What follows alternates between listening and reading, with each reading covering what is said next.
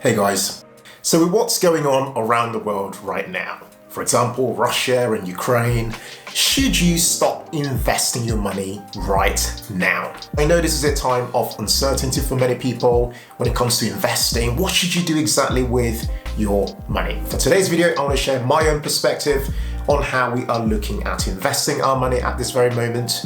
And I also want to just share some expectations for the rest of the year. You know, how should we look at the rest of this year particularly? What should we be expecting when it comes to our money and investing more generally? And then I'll wrap up this video by sharing some mindsets for investing in these particular times. But before I go into this video, I want to just spend a moment and say, obviously what's going on right now is absolutely terrible.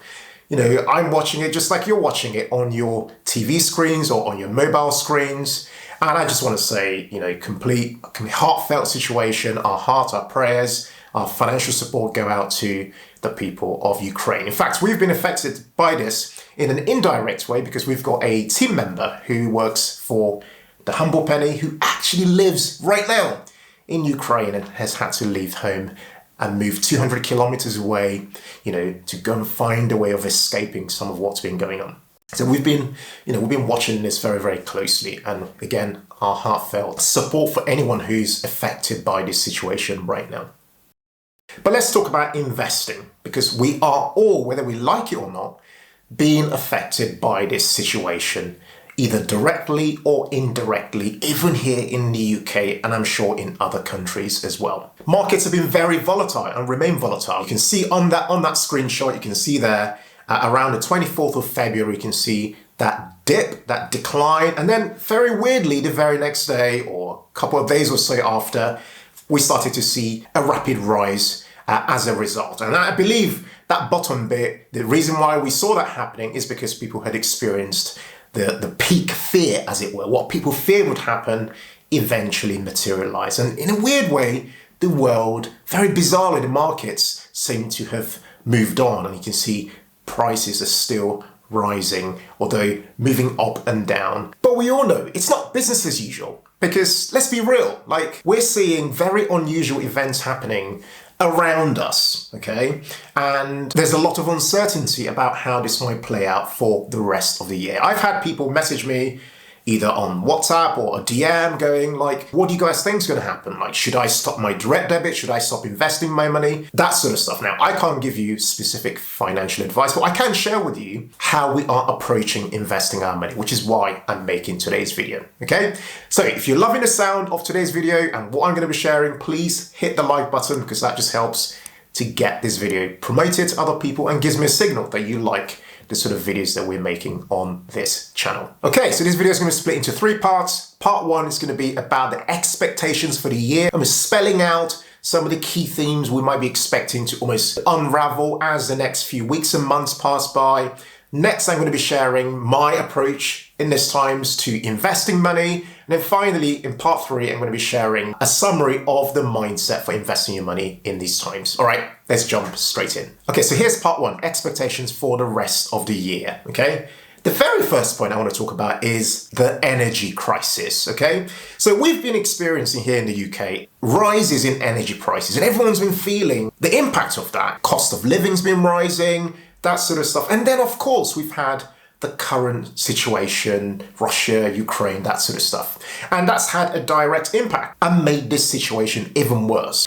At the time of making this video, what you're looking at there is Brent crude stood at over $110 per barrel and still rising. So all of this increases the cost of living for us, as I mentioned earlier, but in a really perverse way. If you really think about it, it almost implies that we are, in a very indirect way, funding this conflict that's going on. Because I'm not sure if you know, but Russia and Ukraine are pretty big heavyweights when it comes to commodities. So here are some highlights, for example. I'll give you guys some quick facts. And here's on Russia specifically.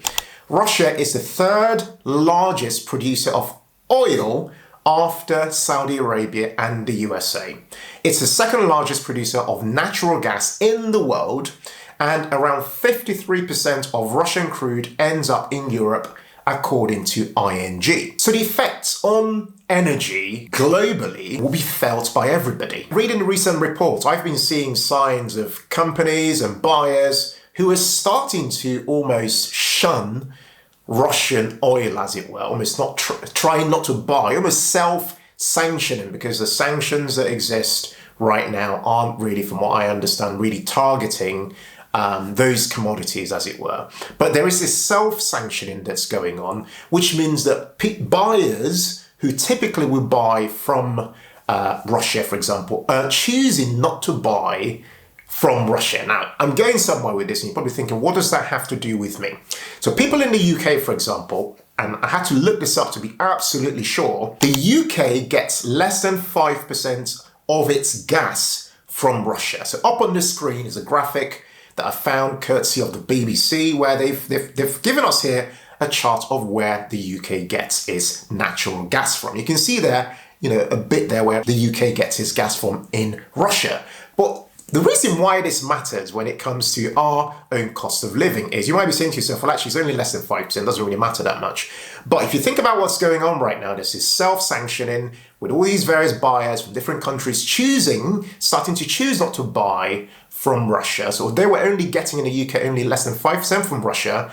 It means that if those people who would usually buy from Russia decide to go and start buying from elsewhere, it means that they are in effect competing with the UK for those limited resources, because the UK is buying from different other places, and those people who usually buy from Russia are going, actually, I'm not buying from there anymore because I'm self-sanctioning, because of what's going on. I want to go and buy somewhere else. And of course, when they do that, demand increases, that therefore increases pricing, and that therefore increases our cost of living ultimately. So in effect, in whichever way we look at it, we are going to be affected by this. We're already being affected by it, and it will carry on playing out over the next few weeks and months as we see that hit our pockets as investors. And of course, that feeds into my very next point on things to expect, which is inflation. This is one of the biggest things that we need to be concerned about as investors. Around the time of making this video, we already had expectations from the Bank of England that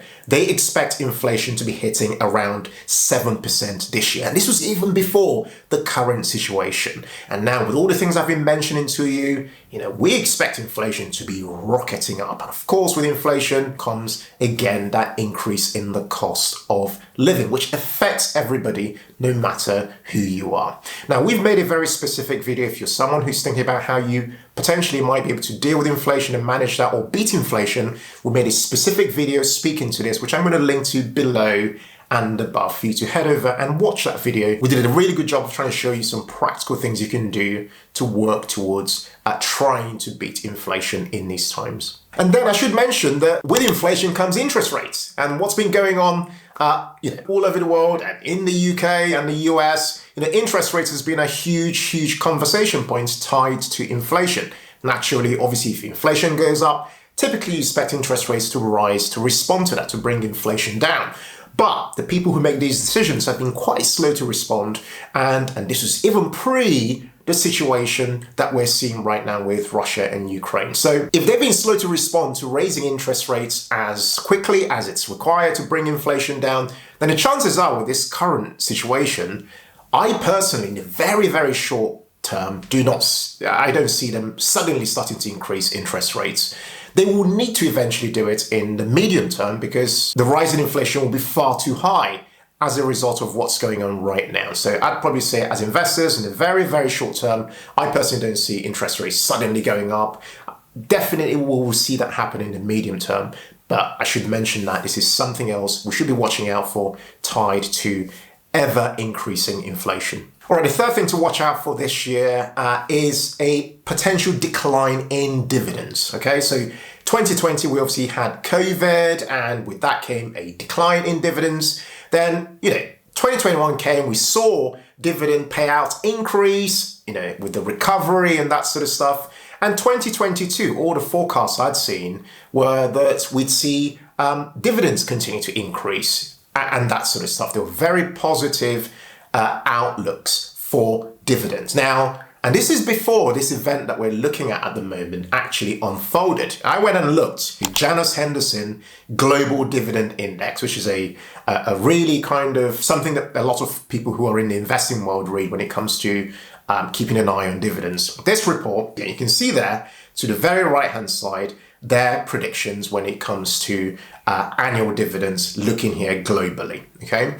And again, up on the screen, I've got an extract within that report, which you can go and look at yourself. You can see that they said for the full year, we expect global dividends to reach a new record of 1.52 trillion. Bear in mind, this report was written in early March 2022 or end of Feb 2022, okay?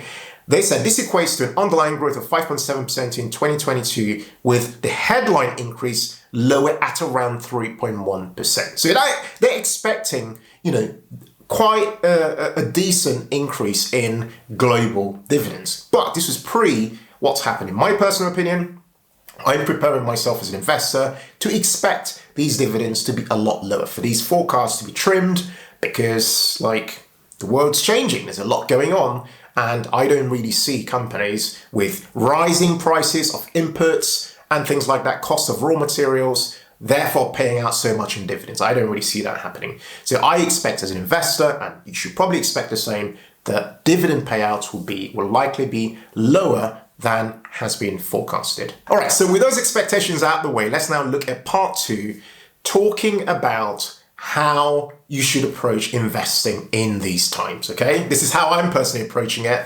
I'm just gonna share a few things, take from it what you can, and apply it to your investing. Right, so the first thing to say is to buy companies that can raise prices during periods of inflation. So here you're looking at companies that can actually raise their prices without losing customers to competitors. I'm talking here companies such as Amazon or Microsoft or Google. These companies are actually able to do that without losing their customers to other competitors. And there are other companies, of course, that you can invest in. This is, not a recommendation to you. Personally, I'm just using that to illustrate the point to you. Pricing power is one of the most important things to consider when you are evaluating a business. And it's even more important during times of inflation. The second thing I'd mention here is to buy well-researched individual companies with strong fundamentals, okay? So here we're talking real investing. So not just go and buying a passive tracker, which we're gonna come to, by the way. But here we're talking actually researching companies and really understanding what's beneath the bonnet, as it were. What makes this company a company that I should put my money into, for the long term. So what we're looking for here are profitable companies that are reasonably valued. Now, the sort of companies that people typically buy are tech companies. A lot of money has gone into tech companies over the last decade, driven by the low interest rate environment. And obviously in the last few months, we've seen a decline in the values and pricing of those companies, which is a good thing because for a lot of people, those companies were so way overvalued that they've become so much more reasonably priced in some cases. So my point here really is that this is a good time to take a look at such companies. If you are not very confident with kind of analyzing a company or researching it, you'd be pleased to know that we've made a very detailed video on this particular topic, a video called How to Analyze a Stock. I will link to it below and above for you to head over and watch it. Be patient. This is really about putting your money to work for the long term. And if you get it right and invest in the right companies based on, the right fundamentals, it will pay off in the very future as you see those companies you've invested in become more profitable and successful over time. Okay, so the third one is to invest in good and boring companies with low capital needs. Basically, businesses with low capital needs that are still able to maintain their levels of earnings are far more likely to perform better than businesses that need money to be put back into them as prices are rising. So this is why, for example, I personally, at a very personal level, have a preference for online-based businesses that might not require as much capital put into them. Okay, so these are the sort of companies that you might be watching for as potential investments. All right, number 4 is to invest in property. Now, I'm saying this, although it's not the stock market, I'm putting it into the hat. If you're somebody who, number 1, has the capacity, the ability to invest in property, i.e. you've got the funds, or you are not overexposed to property, you haven't got that local bias and have too much of your money into property, then this might be something that you might want to explore doing. Why? Property values obviously rise with inflation, property values increase, but even beyond that, property also is income generating. If you are receiving rents and that sort of stuff from your property, then property might be something you might want to explore as a possible investment. But I should mention that if you are doing this, tied to the point I made about interest rates earlier, with rising interest rates also come rises in the interest rates for mortgages that you might take out for property. So I just mentioned that for you to be aware as something to flag where you are considering investing your money in property. Obviously, make sure that the investment makes commercial sense on paper if you're going to be committing your money to it for the medium to long term. And the fifth point is to invest your money in broad-based index funds or ETFs. Now, I put this in the hat because naturally you can invest in these trackers and exclude certain parts of the world if you wanted. But I should mention that whether you like it or not, index funds and ETFs is subject to market risk. Market risk is almost inherent with buying an ETF or an index fund, that sort of stuff. So you do expect that where things are happening, like they're happening right now around the world, that you have that volatility tied to you investing with an index fund or an ETF. But the key thing is that with that, you're really buying, so you're having time in the market. And obviously, if you're buying these ETFs or index funds, you're buying them, via a dollar cost averaging method, like most of you might be doing by investing monthly through your ISAs and pensions and that sort of stuff, then you are, even with a decline, buying in cheaper. Provided you're leaving that for the long term, you should then see those cheaper units ultimately working in your favor over time. All right, so that's part 2 done. Let's now look at part 3, which is a summary of the mindset for investing in these times. I've told you the sort of stuff we're doing, ETFs, I've got my money invested in other asset classes, so I'm still investing. But there's a particular mindset that I want to summarize with this section of today's video. But before I do that, I want to answer directly the question I posed, which is, should you stop investing now? My answer is a no. In my personal opinion, I'm still investing, and anyone who asks me, whether it's my mom or my sisters or my friends, my general suggestion to them is it's really about investing for the long term. But let me go into the exact mindset here. So the very first mindset I wanted to share is, again, invest your money for the long term. I'm talking here 5 years and beyond, okay? So if you're buying a house next week with your partner and you're moving in, you're trying to buy a house and start a life out together, please do not invest your money in these very volatile times. I wouldn't personally do it, and I wouldn't suggest that you do it neither. But if you're thinking long term, then yes, it would make sense. I'm doing it, and I'd suggest it might be something you might want to consider for yourself as well. The second mindset is that investing involves ups and downs, okay? This is a part of the game, people, okay? We can't just expect investing to always work in our favor all the time, okay? If you go back and look at history, go and look at the last 10 years, even go and look at the S&P 500 over the last 10 years, for example. You might not even notice the ups and downs because, they're there, but you might not notice them at all. So I'm just saying, during times where you've got situations going on like we're seeing right now, obviously you have volatility, okay? So as long as we remain investors, there will be conflicts and there will be rumors of conflicts. It's facts. It will always exist. So if you build that into your understanding of what investing is about, then really and truly you should approach investing with so much more confidence, knowing that, do you know what? Things will go up, things will go down, but hopefully over time, as history has shown us, hopefully over time, things will carry on moving in the right direction. Third mindset to share is to make financial resilience a core priority here. So here I'm saying, get your house in order, okay? Make sure you've got some cash. This is important. So I'm talking here 6 months to 12 months worth of cash. We don't know what's coming down the line. As much as I'm telling you about investing on this video, I haven't got some secret, window into the future. No one does, okay? Everyone who talks about this stuff is talking about it with the best possible information that they have to their fingertips. But one thing I know for certain, you never go wrong by having enough available cash. So I'm talking here 6 to 12 months so that you have that, that resilience in the event that certain things happen. That means, prices keep going up, all these things we've been spelling out keep going on, and we end up with a worst case scenario. Having enough cash available to you is never, ever a bad idea. Number 4 is when you do invest your money, if you do invest your money, please don't over allocate to one asset class. Keep your money diversified, and where you can, keep it diversified globally. And the final point I want to share was that investing during these times of declines and things going on means that you are buying units cheaper, okay? And provided you're hanging on to those units for the very long term, then really and truly, you wouldn't go wrong by doing that. Guys, this is it. I'd love to hear from you guys in the comments. Let me know what you are doing when it comes to investing your money. Are you still investing your money given what's going on right now? I want to hear from you in the comments. And if you've chosen not to invest your money, I'd love to know why you've chosen not to invest your money. Please also jump in the comments and just let me know, and let's have a bit of a dialogue. Thank you guys so much for watching today's video, and as ever, in all things, be thankful and seek joy.